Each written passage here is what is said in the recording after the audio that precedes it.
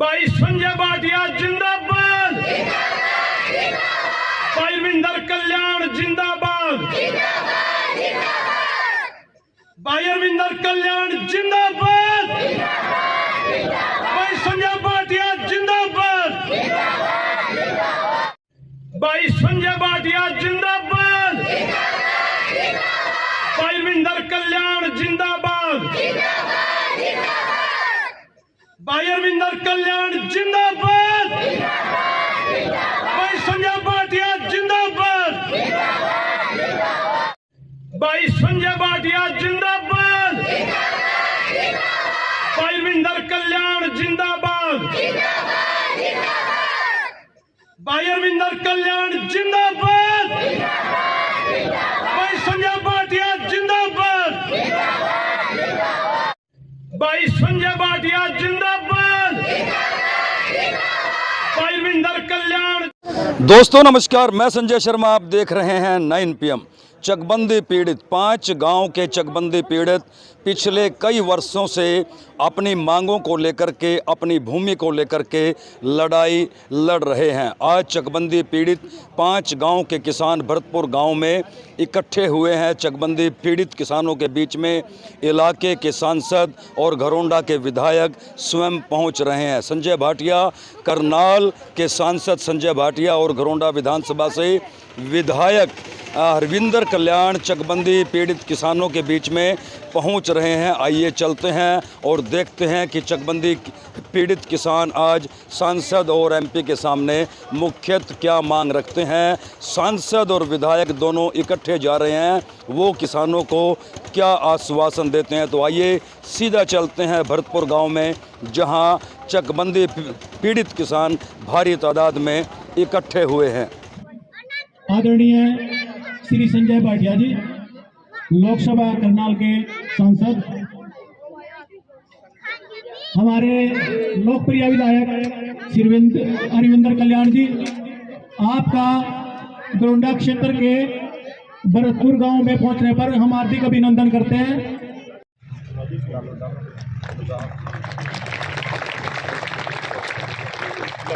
धन्यवाद।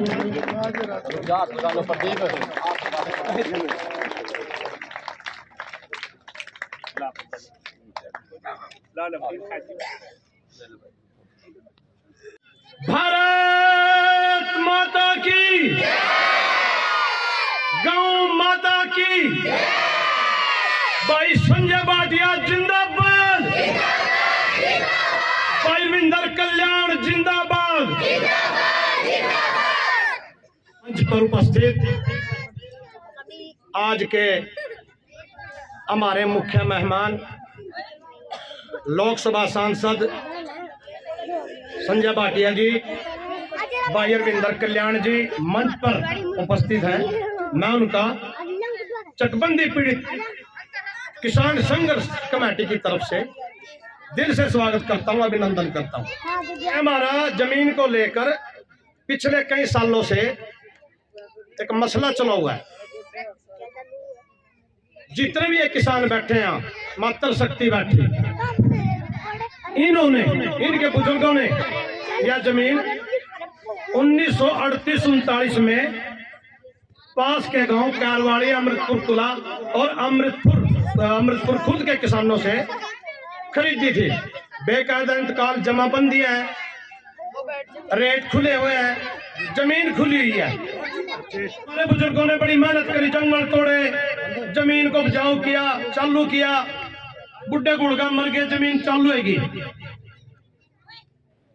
तो थोड़ा फिर समय आगे बढ़ा, जिन्होंने जमीन बेची उन्हें लालच आ गया। तो शुरुआत हुई इसकी 1965 में जमीन की चकबंदी हुई।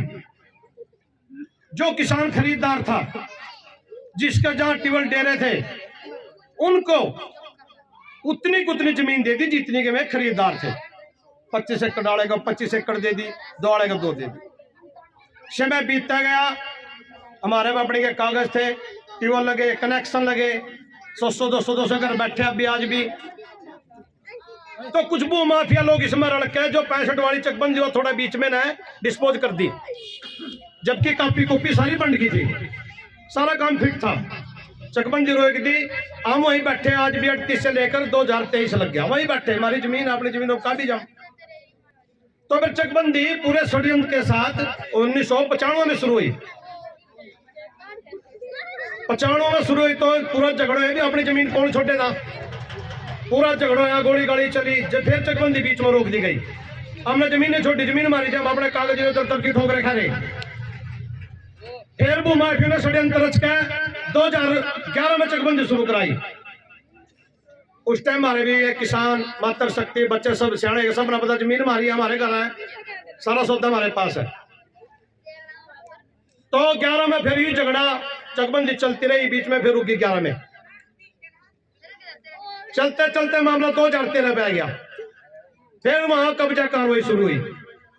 मैं एमपी साहब को और विधायक जी को बताना चाहता हूं, सारा प्रशासन और जो एसीओ पटवारी जमीन की मां होते हैं वे सब उनके साथ थे। हमारी किसी ने नहीं सुनी, हमने सिर्फ लट खाए, गोलियां खाई और हमने कुछ नहीं मिला। जमीन नहीं छोटी, जमीन हमारी आज भी है, बिल लग रहे बन सारा कुछ है। तो 13 में फिर आंदोलन पूरा तेज हो गया और जिम्मेवारी मेरे ऊपर आई। मैंने कमेटी का गठन किया, संघर्ष तेज किया, लड़ाई चलती रही। 2013 में ट्रेन भी रोकी करनाल में, ये पहला मौका था, नहीं किसी ने ट्रेन रोकी। चकबंदी पीड़ित किसान ने रोकी अपनी जमीन के लिए, ना कि नौकरी के लिए या किसी और चीज के लिए। मामला चलता रहा, आज तक भी हम अपनी जमीनों पर काबिज हैं, जमीन हमारी है। तो फिर सीएम साहब तक बात गई, विधायक जी तक मिले, इन्होंने भी आशीर्वाद दिया, पूरा साथ दिया तन बंधन से। सीएम साहब के आगे बात रखी, कमेटी गठित होगी। कमेटी गठित होने में रिपोर्ट आई। वैसे तो भूमाफिया में पूरा जोर लगा, सभी को पता है, हमारे हाथ में रिपोर्ट आएगी। उसमें लिखा भाई तीनों गांव के रिकॉर्ड में काफी कटिंग है, सरकार चाहो तकसीम रद्द कर सकती है। वो बात समझ में आई, सीएम साहब ने भी समझी, विधायक जी ने भी समझी, सारा बढ़िया रहा, वहां लग गई। वो रिपोर्ट भी भूमाफिया ने गरीब किसानों की लागू नहीं होने दी। वे दबंग थे, पैसे वाले थे, सिफारिश थी उनके पास, हमारे पास कुछ नहीं था उस टाइम में। रोड़ा चलता रहा। फिर दोबारा इसकी कमेटी गठित सीएम साहब ने कराई। डीसी जय गणेशन साहब ईमानदार आदमी थे, बढ़िया, उन्होंने बढ़िया रिपोर्ट फिर तैयार करी। उसमें लिखा भाई तकसीम करते वक्त यानी जमीन बांटते समय प्रभावशाली लोगों को लाभ पहुंचा दिया गया। प्रभावशाली लोग कौन? भूमाफिया। तो वह रिपोर्ट भी हमारी दबा दी गई। फिर विधायक जी लोग गए, इन्होंने मदद करी, सीएम साहब तक मिले। फिर यह मामला विजिलेंस चौक शिविरों करनाल को सौंप दिया गया। हमारी मांग थी भी सीबीआई का जांच कराओ, ताकि दूध का दूध और पानी का पानी हो। हमने लालच नहीं, 1 इंच फालतू नहीं लेनी, जो हमारा काम रहो वो दे दो। तो जांच बढ़िया करी, शुरू में बढ़िया काम होया। समय रहते हमने FIR को हमारे हाथ लगी। 33 आदमियों के खिलाफ एमपी साहब विधायक जी मुकदमा दर्ज हुआ, 33 आदमियों के खिलाफ। और इस FIR कॉपी में एक आदमी का नाम खोल दिया। किसानों में जान आएगी भाई चलो सरकार ने, सीएम साहब ने बड़ा साथ दिया, जांच भी बड़ी हुई। तो कुछ आदमियों ने ना तो उनकी गिरफ्तारी होने दी, बार जमानत कराई दी, क्योंकि हम कमजोर थे। अब अंत में हमारी तो विधायक जी से, MP संजय भाटिया जी से भी एक प्रार्थना यही है भाई, जो हमारी खरीदी हुई जमीन 3839 की वह इन किसानों ने दे दो। तो मतलब हमारी सुनने वाला नहीं, कब्जा करवा दो, कब्जा करवा दो, कब्जा करवा दो। अरे किस चीज का कब्जा, क्या का कब्जा ले रहे हो तुम? जमीन तो हमारी है। अगर फालतू तो ले लो, किसी और क्यों तो ले लो, गौशाला की, गौ चरान क्यों ले लो, अपनी जमीन थी। तो विधायक जी ने अभी विधानसभा में भी आवाज उठाई, दिल से धन्यवाद है विधायक जी का, बड़ी खुशी हुई। उसी के उपलक्ष्य में ये प्रोग्राम है भाई, विधायक जी ने आवाज उठाई, कानून बनाने जा रहे। तो हमने कुछ नहीं लेना, विधायक जी का धन्यवाद, हमारी जो आवाज उठाई कानून बनाओ, लेकिन हमने उसमें शामिल करो। मैं तो नहीं को दोनों भाई MP साहब और विधायक जी जिंदाबाद है, जिंदाबाद है, जिंदाबाद रहेंगे। तो मेरी तो यही प्रार्थना अंत में भाई जो सरकार ये कानून बना रही इसमें हमने शामिल करो। जो हमारी खरीदी हुई जमीन है वो तमाम किसानों ने दुआओ। हमारी पार्टी का नारा जो लाइन में सबसे पीछे खड़ा उसको भी न्याय मिलेगा। विधायक जी, MP साहब, ये लाइन में सबसे पीछे ही खड़े, इनकी सुनवाई करो। अगर हम दोषी हैं, अगर हमारे में कोई कसूर हो या हमारी कोई ऐसी कमी हो, सबके सामने रखो। MP साहब लोग कई आदमी गए, प्रदीप धोखेबाज है, प्रदीप ये है, प्रदीप ये है। MP साहब ने निष्पक्ष सारी जांच करी, उसमें सच्चे पाए, खरे उतरे, हक की लड़ाई लड़ रहे, अपने हक की, गरीब किसानों के लिए संघर्ष कर रहे, जेलों में गए, रेल रोकी, जंतर मंतर पर भी गए। CM साहब थे, पता नहीं कितनी बार मिले, बड़ी बढ़िया बात करी CM साहब ने, यहां तक लेकर आए। ईमानदार CM, काम करने वाले। तो विधायक जी, MP साहब, आपने आरक्षण उठका हुआ है, दुख भी आवा है भाई। हम सड़कों पर धक्के खाने लग रहे, हमारी सुनने वाला आपके सिवाय कोई नहीं है। बहुत संघर्ष कर लिया, सिर्फ इनकी जमीन, इनका हक इन्हें दुआ दो। इनको सरकार का पूरा सहयोग मिला है और ये भी बात इन्होंने कही और ये असलियत भी है कि आज हमारे प्रदेश के मुख्यमंत्री मनोहर लाल जी एक ऐसे मुख्यमंत्री हरियाणा प्रदेश को मिले हैं जो वास्तव में हर एक का दुख दर्द समझते भी हैं और उसको दूर करने का प्रयास भी करते हैं। 2014 में हमारी सरकार बनी। मैं माननीय सांसद संजय भाटिया जी को बताना चाहूंगा कि जो भी यहाँ की जमीन के ये विषय थे और जब ये पहली बार मेरे पास सारी बातें आई तो भाई प्रदीप भी खड़ा है, राजबल जी भी यहाँ पर हैं और सारे साथी जब भी आते थे मैं समझता हूं कि जहां जरूरत पड़ी हमने उस विषय को आगे पहुंचाया और उसमें हर बार मदद भी पूरी मिली है सरकार से, माननीय मुख्यमंत्री जी से। और जैसा कि भाई प्रदीप ने बताया, जितने केस थे वो भी हमने मुख्यमंत्री जी के आशीर्वाद से सारे केस भी वापस करवाए, क्योंकि हम जानते थे कि हमारी माताओं बहनों को, हमारे बुजुर्गों को किसी प्रकार की कोई दिक्कत नहीं होनी चाहिए।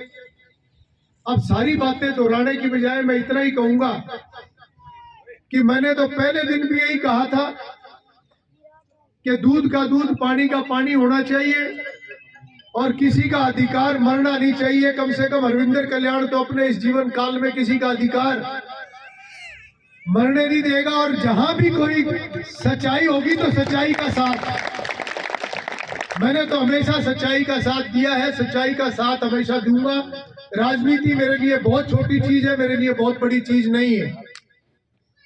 और आज मेरे बहुत ही माननीय सांसद संजय भाटिया जी यहाँ पर बैठे हुए हैं, तो मैं तो उनको केवल इतना ही कहूंगा कि जब जब जरूरत पड़ी हमने विषय को मुख्यमंत्री जी तक पहुंचाया, जितना हम साथ दे सकते थे हमने साथ दिया। और आगे ये सारा विषय, क्योंकि आज संजय भाटिया जी के बीच में ये आया हुआ है और माननीय सांसद जी हमारे बीच में बैठे हुए हैं, तो जब बड़ा बीच में आ जाता है तो और अच्छा हो जाता है। संजय भाटिया जी सारे विषय को संभालें। मैं तो आप ही की तरफ से वकालत करते हुए संजय भाटिया जी को कहना चाहूंगा कि किसी के साथ कोई अन्याय नहीं होना चाहिए और संजय भाटिया जी भी उसी प्रकार के व्यक्ति, उसी प्रकार के नेता है जो हमेशा सच्चाई का साथ देते हैं। अब इसमें क्या कागजों में कमी है, क्या नहीं है, क्या कोर्ट बोलती है, क्या कोर्ट नहीं बोलती, क्या सरकार के कागजों में दर्ज है, क्या हमारे अधिकार हैं। अब संजय भाटिया जी सारे विषय को बहुत अच्छे तरीके से, क्योंकि मेरे से तो बहुत ज्यादा तजुर्बेकार है और आज तक इन्होंने चाहे संगठन के लिए काम करा है, चाहे समाज की सेवा करी है, या आज सांसद बने हैं, तो सांसद बन के भी बहुत बारीकी से हर विषय को, माननीय संजय भाटिया जी हर विषय को संभालने का काम करते हैं। तो मैं तो आपका वकील बनते हुए दोबारा इस बात को दोहराते हुए अपनी बात को खत्म करूंगा कि इस पूरे विषय की बिल्कुल गहराई में जाकर कहां वो कमी है, कहां दिक्कत है, कहाँ कानूनी अड़चन अभी भी अगर कोई बची हुई है उस कानूनी अड़चन को भी दूर करें और जिसका जो न्याय बनता है उसको न्याय दिलवाने का काम करें। मैं तो आपके साथ था, आपके साथ हूँ, आपके साथ रहूंगा। इन्हीं बातों के साथ अपनी बात को समाप्त करता हूँ। आप सबका बहुत बहुत धन्यवाद, बहुत बहुत आभार। मैं आमंत्रित करता हूँ माननीय सांसद संजय भाटिया जी को कि वो आए और इस विषय पर अपनी बात भी रखें और दोबारा उनका धन्यवाद करते हुए अपनी बात को समाप्त करता हूँ। बहुत बहुत धन्यवाद। भारत माता की, भारत माता की। तुम इतने खुले खुले क्यों बैठे हो? साथ थोड़ा सा तुम तो इतने आ जाओ, नजदीक आ जाओ, आ जाओ, आ जाओ, आ जाओ। मैं धूप तो हमने छाव में बिठा दिया, खुद धूप में बैठे। बता आ जाओ, कुर्सी वाले भी आगे आ जाओ। इतना खुला क्यों कर दिया? आ जाओ, बच्चा ने खेलने दो, जाओ तुम खेलो, तुम ठीक करो। आ जाओ, आज नजदीक आ जाओ, आराम से बैठे, 2 मिनट बतलाना। आ जाओ कल्याण, आ जाओ, आजा प्रदीप भाई, आजा सारे। मेरा स्वभाव भी यही था, बिल्कुल सही बात के लिए अड़ जाना, किसी भी हालत तक अड़ जाना, जितना भी नुकसान हो जाए कोई दिक्कत नहीं। इसी चक्र में मैं स्कूल कॉलेज टाइम में जेल काट के आ रहा हूँ, 10 साल में बरी हुआ बड़ी मुश्किल से। तो केसों कासों से तो डरने की जरूरत है नहीं प्रदीप भाई। केस तो पहले भी बढ़ लिए होंगे और भी 10-20 बढ़ेंगे तो परवाह नहीं भाई, हक की लड़ाई के लिए सारा कुछ होता है। केसों की टेंशन मत लो, केस तो तू मारे गेल, हमारा भी साथ ही बढ़वा लियो और बता, चिंता ना कर। सच की लड़ाई लड़ेंगे, 100% लड़ेंगे, कोई चीज प्रभावित नहीं करती। जो हमारे मुख्यमंत्री हैं बहुत इंसाफ पसंद है, उनसे मैं जिक्र भी कर चुका हूँ, बात भी कर चुका हूँ। जो बात मेरे को समझ आई है मैं वो बात रिपीट करूंगा। देखो, जब मैं कह रहा हूं मैं सही का साथ दूंगा, सच आपके साथ है तो मैं आपके साथ खड़ा ही हूं। आपने कहा कि हमारी मलकियत है, हमारी जमीन खरीदी हुई है। हमारे बुजुर्गों ने जिन बुजुर्गों से जमीन खरीदी थी उसकी रजिस्ट्री भी है, इंतकाल भी है। चकबंदी के चक्रों में जो हमारी रजिस्ट्री वाली जमीन, हमारी खरीदी हुई जमीन है, वो चकबंदी के चक्कर में वो नंबर फिर उनके पास चले गए। यही समझ आई मेरे को। भाई थारी खरीदी जमीन तो थारे से जानदी को नीचे कुछ हो ले। मैं सुप्रीम कोर्ट का भी फैसला हो रहा होगा, सुप्रीम कोर्ट भी वही फैसला करती है जो कागज उसके आगे रखे जाते हैं।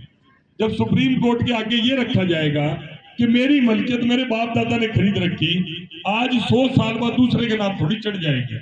चकबंदी तो वो है जो जमीन का मालिक है, दूसरी जगह भी जगह उसको मिले। अब दूसरी बात जो मेरे को समझ में आई, जो आपने कीमत लगाई होगी, जो जमीन आज आपके पास है चकबंदी में, मान लो 1 रुपए वाली जमीन को 25 पैसे में दिखाकर तो चौथा हिस्सा जमीन आपको नई चकबंदी में दी होगी, वही झगड़ा पड़ा होगा। और जिसकी जमीन 25 पैसे कीमत की थी, उसकी जमीन की कीमत को 1 रुपया दिखा के उसको 1 किले के 4 किले दे दिए होंगे। ये पाप नहीं होने देंगे भाई। चकबंदी समय समय पर जो हुई उसके अंदर ऑब्जेक्शंस आई, और मैं कहता हूँ ऑब्जेक्शंस को सुनना चाहिए जहाँ गलती हुई है। और यहाँ तो मुझे लग रहा है कि एक्चुअल में जो इतना बड़ा समाज जो खेती को बो रहा है, गरीब आदमी है, अगर ये गरीब आदमी की ज़मीन अगर चंद लोगों के पास चली जाए तो देखने में भी ये थोड़ा सा गलत लगता है। मैं माननीय मुख्यमंत्री से प्रार्थना करूंगा इसमें दखल देकर एक उच्च स्तरीय कोई जज या रिटायर्ड जज को बीच में बिठाकर सारे पक्षों की सुन के सही निर्णय आना चाहिए।